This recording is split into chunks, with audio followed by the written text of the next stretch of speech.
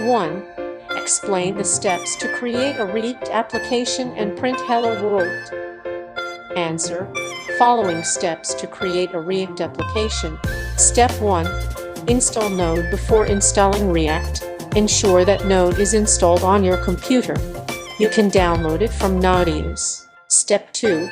Create React app. Open the terminal and run the following command to create a new React application. Replace My React app with your preferred application name.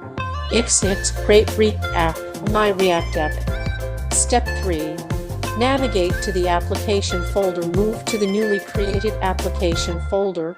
Jackson My React app. Step 4. Print Hello World. Example now.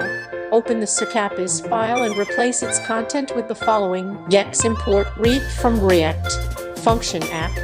Return div01 Hello World 1 div. Export default app. Save the file.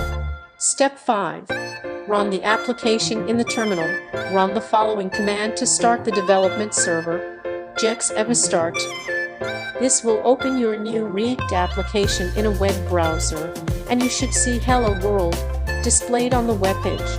In this example, the app component is a simple React function component that returns Rex to render the Hello World message.